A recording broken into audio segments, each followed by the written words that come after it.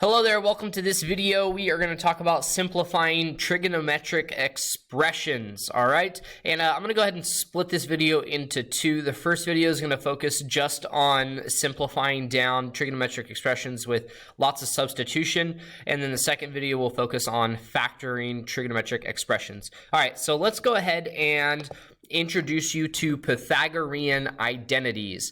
Now, the Pythagorean identities are very important when working with trigonometric expressions and equations, and they're derived from the Pythagorean theorem. So we'll go ahead and look at this inscribed triangle in a circle, and I hope that you see it is a right triangle, right? So that means that if I let the two legs, okay, be x and y, and my radius be 1, I can get x squared plus y squared equals 1 squared.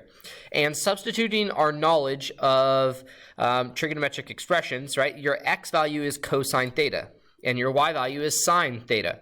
So if I go ahead and I have x squared plus y squared, well, that's now cosine theta squared plus sine theta squared is equal to 1. And this gives us our first and major Pythagorean identity, which is sine squared theta plus cosine squared theta is equal to 1. And just kind of a note about trigonometric expressions and kind of notation here. Cosine theta, quantity squared, this is equal to cosine squared theta. So it's just a little notation thing that they do when you have cosine theta and you square it. They just move that square kind of between the trig function and theta. I don't know why. They just do. Okay, so from this, though, what I can do is if I start out with sine squared plus cosine squared equals 1, and I now go ahead and I divide by sine squared theta, I come up with another trigonometric or another Pythagorean identity, okay? And that is 1 plus cotan squared is equal to cosecant squared, right? And I get this because if I divide sine squared by sine squared, that's 1. If I divide cosine squared by sine squared, well, that's cotangent squared. Okay, and if I divide 1 by sine squared, well, that is cosecant squared. Okay, so that's how you get the next trigonometric identity. And then the third, Pythagorean identity is by doing the same kind of thing. Now I'm going to go ahead and I'm going to divide everything by cosine squared theta. So what is sine squared divided by cosine squared? Well, that's tan squared. Okay, and what's cosine squared divided by cosine squared? Well, that's 1.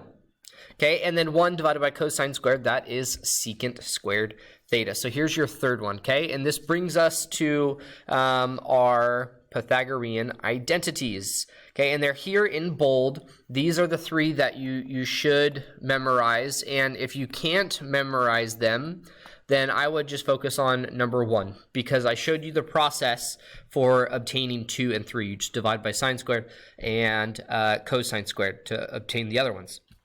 So I can also manipulate the first one, right? If I have sine squared plus cosine squared equals 1, I can move stuff left and right with subtraction. So I could, if I want just sine squared theta by itself, okay, I can move over the cosine squared theta. If I want cosine squared theta by itself, I can subtract over sine squared theta. So you have just kind of all these manipulations, and on the test, I recommend always just writing down at least your first one from memory and obtaining 2 and 3. Just so you have them there to kind of reference, okay? This is a great time to enable flashcards. I'm old school. I like using index cards and flipping through them and quizzing myself and friends, like in the class, right? Like, what is sine squared plus cosine squared theta? Go. And they better say, 1. That's easy. And I'm like, yeah, it is. Okay, or if you like using digital flashcards like Quizlet, feel free. Okay, so those... excuse me. Okay, those are our identities. Now let's go ahead and see, okay, how can we apply them? Oh yeah, I forgot. We have these identities too, reciprocal identities and quotient identities. Again, with the main ones being here, generally we go from cosecant and secant back to sine and cosine. And then 2, we have our quotient identities, right? Tan theta is sine theta over cosine theta, and cotan is cosine theta over sine theta. So those are our identities. All right, let's go ahead and look at kind of the steps and strategies for simplifying a trig expression. Step 1, substitute using the identities. And it's very easy to substitute using these identities because you're going to see the squared, sine squared, cosine squared. Whenever you see a trig function squared, it's kind of like poking at you like, hey, you're going to use a Pythagorean identity. Step 2, factor. Okay, we're going to use basic factoring skills. 3, distribute. 4, get a common denominator. 5, multiply by a ratio of 1. And then 6, if all else fails, rewrite everything in terms of sine and cosine. We're going to be doing that a lot lately. Okay, and then the question becomes, how do I know if I have a fully simplified trig expression? Well, the expression will be written in terms of only one trig function. So just only in terms of sine or only in terms of cosine. Step 2, the expression does not involve any fractional forms. So we don't want fractions.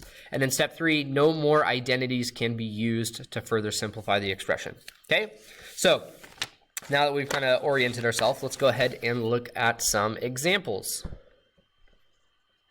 Here is our first one, and they want us to simplify the expression. Okay, so the first thing that I'm going to go ahead and do here is I am going to factor out the sine of x. I hope you see that we have a sine of x in both terms. So this gives us sine of x times 1 minus cosine squared x.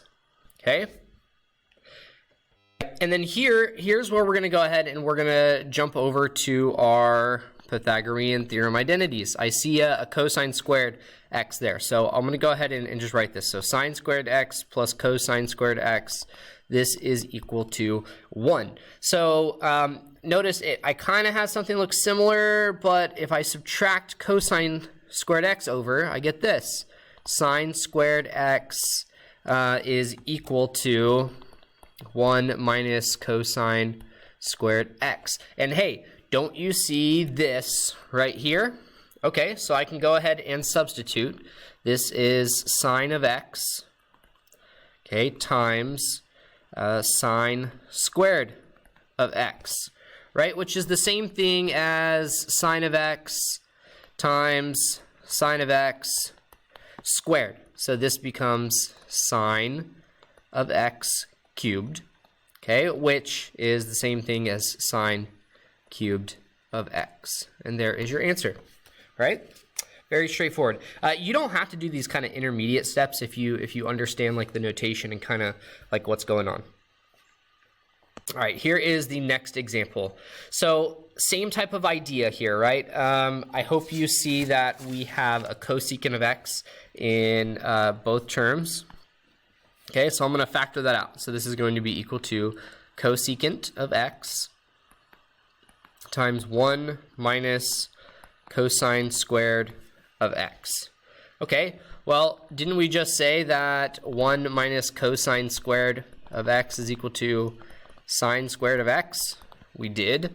So this is cosecant of x times sine squared of x. Okay, and I'm not going to go ahead and multiply these together. I want stuff to kind of simplify. So I hope you have your thinking cap on, and I hope when you see cosecant of x, I hope you think of your reciprocal identity. Isn't cosecant of x equal to 1 over sine of x? And it sure is. So I have 1 over sine of x times sine of x, right? And this is squared. So, and I'll put this over 1. So can't I go ahead and cancel? 1, 1, right? And our answer is sine of x. Look at that, right? Not too bad. That's pretty simple. Okay. All right, here, notice I don't have anything squared. Like there's nothing that's screaming, hey, substitute me. And I don't have anything that's similar, right, to factor out. So when we look at things like this, generally what we're going to do is we're going to kind of target like our reciprocal identities. So I hope you see that this is sine of x plus cotan, right? And cotan is cosine over sine. Okay, that's over 1. So those are similar. Again, all I did, right, was substitute out cotan of x. That's cosine over sine. So now I can go ahead and multiply my sines together. So I have sine of x plus cosine squared of x over sine of x. Okay? Well, I mean, that didn't really help much. I mean, well, actually it did. But what can I do now? How can I like add these together? Well, in order to add fractions, you have to have a common denominator. Okay, so I think what I'm going to do is I'm going to multiply sine of x by a ratio of 1. And I can do this, right? Because sine of x divided by sine of x is 1. So if I multiply something times 1, isn't it itself?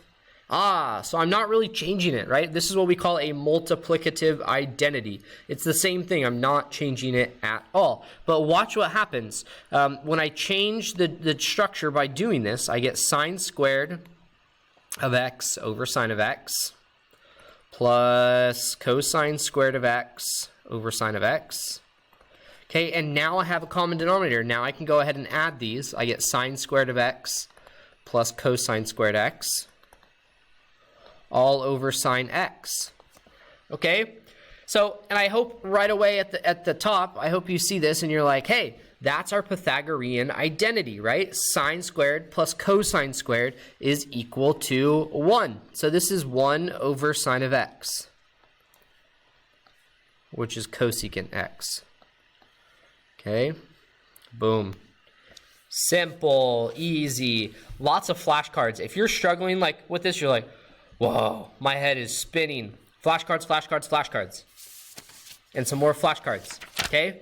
Like, seriously, like 10 minutes every night before you go to bed. Like, maybe when you're in the bathtub playing with rubber duckies, okay? You just flashcards, right? Or you're in quarantine, right? And then Netflix is like, you know, there's nothing on it. There's nothing on it anyway. It's like, man, come on, put some new stuff on there. All right. Page 9, the next one. We want to go ahead and simplify this. And whoa. Okay, so this one's looking really, really weird. What we have going on is a whole bunch of co's. So again, like I said, there's nothing squared that I can substitute. I don't have anything I can factor. So let's go ahead and put everything in terms of sine and cosine, right? And I'll put this strategy down on your paper. Put in terms of sine and cosine. Because a lot of things will start to reveal themselves when you do this. So cosecant, that's 1 over sine of x minus, okay, cosine, that's fine, that stays. I'll put that over 1. And then cotangent. Well, I know that that's cosine of x over sine of x. Okay, well, I'll combine these two, right? So that gives me 1 over sine of x minus cosine squared of x over sine of x. Okay, and hey, common denominator, I can add these. This is 1 minus cosine squared of x all over sine of x. And didn't we say that sine squared of x is equal to 1 minus cosine squared of x, right? That should seem familiar. Okay, so I have sine squared of x over sine of x. Okay, and again, we have some cancellation, right? This cancels with this, and you get sine of x. There's your answer. All right. Okay. So that is going to do it for this video. The next video that I will show you will focus on factoring. We're going to factor some of these trigonometric expressions. All right, catch you next time.